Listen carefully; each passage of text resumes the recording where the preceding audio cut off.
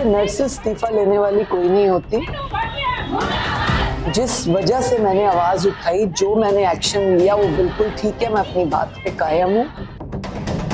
13-14 साल की एक छोटी बच्ची का ओपीडी में रेप होना 4-4 बार। बच्ची मानसिक परिस्थिति कितनी खो बैठी है, मानसिक संतुलन खो बैठी है। क्या ये उस टाइम सो रहे थे? उस टाइम ये सब इस तरह का क्यों नहीं कर रहे थे?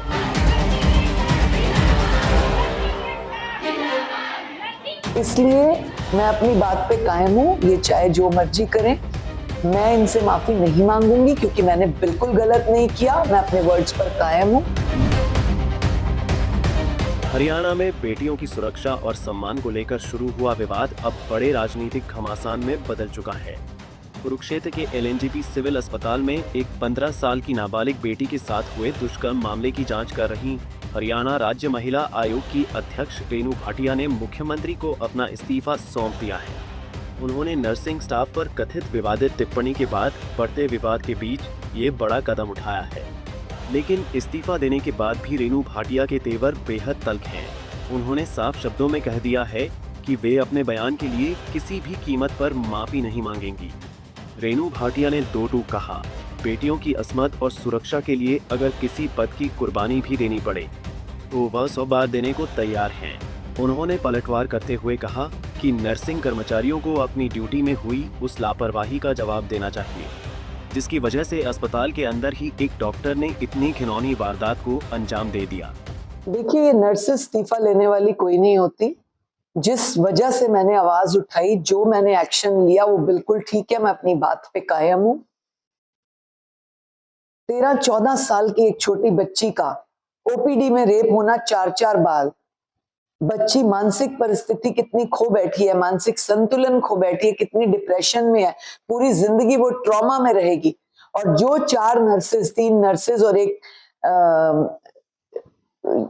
पीएमओ जिसकी ड्यूटी थी, क्या ये उस टाइम सो रहे थे? उस टाइम ये सब इस तरह का क्यों नहीं कर रहे थे? इसलिए मैं अपनी बात पे कायम हूँ, ये चाहे जो मर्जी करें। मैं इनसे माफी नहीं मांगूंगी क्योंकि मैंने बिल्कुल गलत नहीं किया, मैं अपने वर्ड्स पर कायम हूँ। ऐसा इस्तीफा जो ये मांग रहे हैं, ऐसे इस्तीफे अपनी पार्टी के लिए, अपने स्वाभिमान के लिए, अपने राज्य के लिए, अपने राष्ट्र के लिए और ऐसी बेटियों के लिए 100 बार कुर्बान। लेकिन ये इनको सजा मिलनी चाहिए, इनके खिलाफ कार्रवाई होनी चाहिए। मैंने आरती राव जी को भी लिखा है, मैंने एसीएस मैडम को भी लिखा है, मैंने डीजी को भी लिखा है कि ये जो इनकी त्रुटि रही, अगर ये उस टाइम ओपीडी में होती, ड्यूटी पूरी कर रही होती, नेग्लिजेंस ना होती तो शायद वो बच्ची बच जाती। लेकिन इन्होंने अपनी ड्यूटी नहीं निभाई। पीएमओ का फर्ज होता है, पूरे हॉस्पिटल का उसका जिम्मा होता है, कम से कम ओपीडी के टाइम तो अपने कमरे से तशरीफ बाहर लाकर राउंड लगा लेती, देख लेती कि कौन ओपीडी में बच्चा है, बेटी है, महिला नर्स है या नहीं है। यही मेरा एक पॉइंट है, मुद्दा है और वो मुद्दा रहेगा। आपको बता दें कि पूरा विवाद तब शुरू हुआ जब अस्पताल के एक 62 वर्षीय डॉक्टर सलिंद्र शर्मा शैली पर नाबालिग से यौन उत्पीड़न का आरोप लगा, जिसके बाद उसे पॉक्सो एक्ट के तहत गिरफ्तार किया गया। इस मामले की जांच के लिए जब रेणु भाटिया अस्पताल पहुंची तो उन्होंने ड्यूटी पर मौजूद नर्सिंग स्टाफ की भूमिका पर गंभीर सवाल उठाए। उन्होंने पूछा कि अगर यह उनकी अपनी बेटी होती तो क्या उसे इस तरह अकेला छोड़ दिया जाता। मैं आपके सभी चैनल्स के माध्यम से देश के, हरियाणा राज्य के सभी लोगों से पूछती हूँ कि जब एक बेटी का चेकअप होता है, चाहे वो कितनी भी उम्र की हो, चाहे एक महिला का चेकअप होता है कितनी भी उम्र की हो, अगर वो कोई सीनियर सर्जन चाहे मेल हो देख रहा हो, क्या उसके साथ एक महिला नर्स, जूनियर महिला डॉक्टर नहीं होती? बिल्कुल होती है, हर बड़े छोटे अस्पताल में होती है। यहाँ पर क्या दिक्कत थी? और इनकी पीएमओ ने ही मुझे बताया, मैंने बयान नोट किए हैं, रिकॉर्डिंग है, उनकी पीएमओ ने ही बताया कि इन 3 नर्सेज की ड्यूटी थी ABC। मैंने उस ABC से 3 बार पूछा, आप ओबीटी में क्यों नहीं थे जब लड़की का चेकअप हो रहा था? कोई जवाब नहीं। दोबारा पूछा, आप ओपीडी में क्यों नहीं थे? कोई जवाब नहीं। तीसरी बार, गुस्सा आना लाजमी है और जरूरी है। ये जो बोल रहे हैं रेणु भाटिया को गुस्सा क्यों आया, क्यों आता है, ऐसी बातों पे आता है।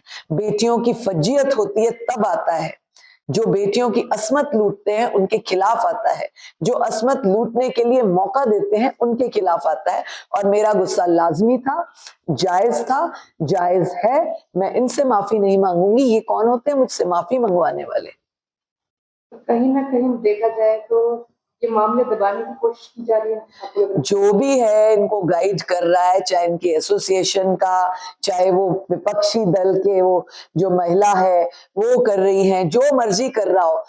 तब कहाँ थे ये धरना प्रदर्शन? तब क्यों नहीं किया जब रेप हुआ 29 मई को?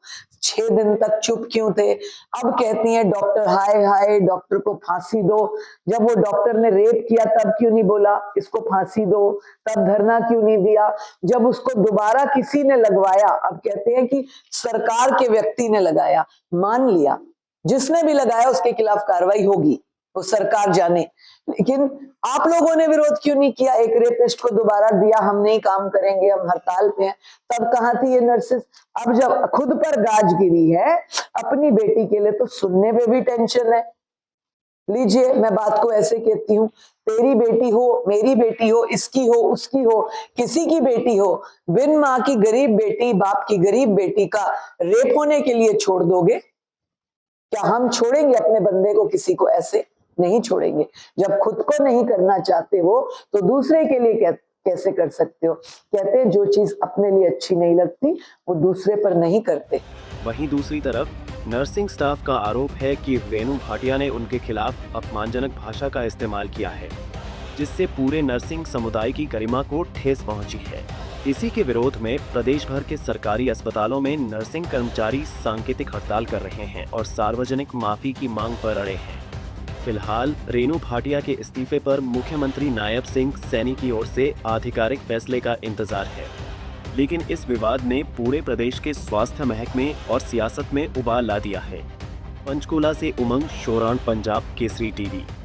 हमसे जुड़े रहने के लिए हमारे YouTube चैनल को सब्सक्राइब करें और नई वीडियो की नोटिफिकेशन के लिए बेल आइकॉन को दबाएं।